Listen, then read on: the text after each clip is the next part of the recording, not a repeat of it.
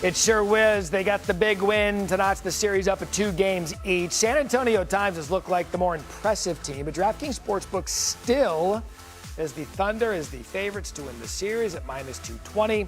OKC regains home court advantage, and Game 5 will be in Oklahoma City tomorrow. Now to the Eastern Conference. In the beast of the East, at least to this point, Knicks 1 game away from reaching the NBA Finals. They are absolutely rolling since having not lost a game since April 23rd. Since then, they've won 10 straight games, the 10th team in playoff history to win 10 straight within a single playoff run. During the win streak, the Knicks have dominated. New York has outscored its opponents by a whopping 225 points, the best margin by any team in a 10-game span all time, regular or postseason. And the Knicks have never had multiple series sweeps in the same postseason, but if they win tonight, they will accomplish just that. Knicks might be up 3-0 in this series, but don't tell Cavs coach Kenny Atkinson. Here's what he said yesterday at the podium with something that made us stop and say, I'm sorry, what? Analytically, I think we've won the I said 3 out of 3. We're 2 out of 3 in the expected. I don't know if you guys follow that. There's like an expected score, and we won 2 out of the 3. And I know you're looking confused, but there is really, if you believe in process and all that, take that layer. I know I don't throw that on them. I see it for myself. We have this feeling, then I can go to our analytical table and be like, man, we are. And I think last night it was, the expected score was like 1 point or 2. Us shooting way below expected, them shooting way over. I know no one wants to hear that. I think you guys like hearing it. I know, general public, no one wants to hear it. Everyone's outcome based, and sure, I get that too. Oh, trust me, we love hearing it. To paraphrase here, Alan, and get your reaction, he's basically saying that the series is 3-0, but the numbers dictate that it shouldn't be? He's saying the math ain't mathin', and really that's, I know Kenny Atkins is a Long Island guy like myself, and he's a fierce competitor throughout his playing career and into his coaching career, and that's not a competitive response.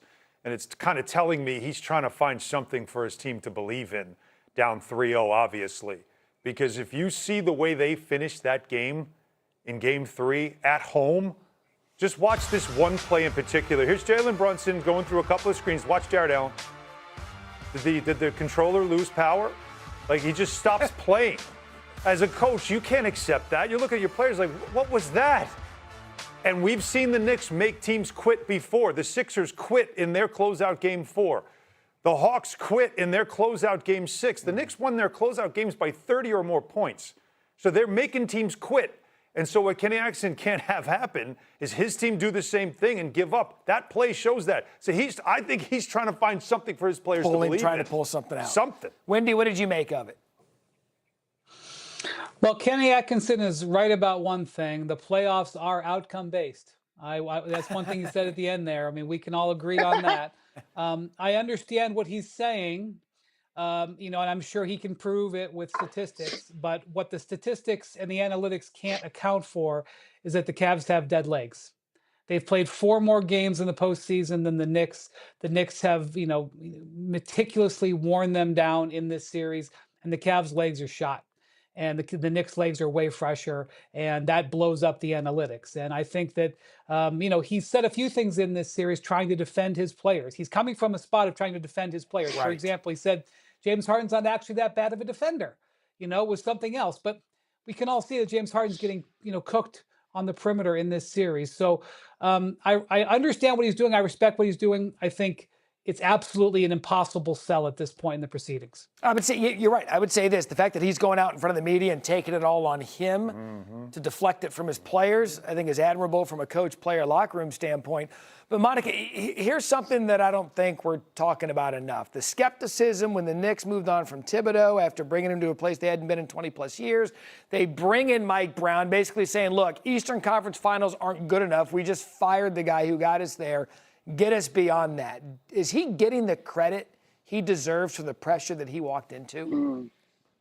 Man, I don't know that you get credit for knowing what you walked into in general, Barry, but I think that's a great question, right? Like when Mike Brown came in, he talked about wanting to be collaborative, and he talked about calling upon the 15th guy on the roster just to make sure that he's ready. And so the two things that stand out to me that have been different from the previous regime, one is in fact that it is a collaborative regime. As you go through this postseason, various assistant coaches, Mike has been mindful to give credit at the podium in terms of their adjustments, whether it be offense or defense. Chris Jant, Darren Erman, like all those guys' names have come up. But then two, he is far more willing, and it has been much to the benefit of this roster. In fact, they've been able to flaunt their depth in a way that we really had not seen over the past couple of years, despite this being a consecutive trip back to an Eastern Conference Finals. And so I do think he deserves credit. Now, I will say this, though, and I know history is certainly on their side at 3-0. It's not done yet. And Yeah. as we look at what's happening in the Western Conference, you can't help but wonder what could happen once this team, if this team gets to the finals. And to that end, the difference, we were talking about the differences during the commercial break between this year's Knicks team and last year's. Share that with, what do you think it is? Well, the first thing, let's remind everybody that the last time the Knicks lost a playoff game was April 23rd. It's May 25th, everybody. I mean, it's over a month since they've lost a game. That is not something that you obviously see every day. And it's certainly May, usually when the Knicks aren't losing, it means that they're probably not even in the playoffs. They're trying to win lotteries in the old days. And now, Jalen Brunson, in his era, this has changed the standard. And I do think it starts with him. It starts with the fact that you have a group of veteran players in their prime who are all high IQ players. And they've all bought into the idea of the collaborative. That's why they made the coaching change, because they wanted a coach who would be more collaborative with his players. And so this season has been an evolution of tinkering with an offense and tinkering with a defense, and the timing is just right that it all kind of has clicked at the best time of year to click in the postseason. Wendy, final word, expected outcome tonight in Cleveland is what? I don't know. I got to ask Kenny Atkinson for the printout, but I think Jalen Brunson has a pretty big thumbprint on this series more than anything. But I'll just say I've known Mike Brown for 21 years. Okay, he's coached under Greg Popovich. He's coached under Rick Carlisle. He's coached under Steve Kerr. He's been LeBron James' head coach. He's been Kobe Bryant's head coach. He's been Steph Curry's head coach. He's coached the Nigerian national team and taken them to the Olympics. This man's resume is as diverse and varied as anybody's in the history of the sport. And now he's on the verge of doing something that the Knicks haven't done in decades. And so he knows how to win, and he's failed. He would be the first to admit he's failed with some of these guys too. But he's learned how to win and incorporate so many different things in his career. I would love to read his book someday. It'll be a good book, because you're right. It's a storied career. We'll have Wendy could write it. Yeah, Wendy could be the ghostwriter. That's right. He said he would want credit for it. We'll have Game 4 between the Knicks and Cavs tonight, 8 Eastern on ESPN. It all starts with NBA tip-off featuring Ernie, Kenny, Shaq,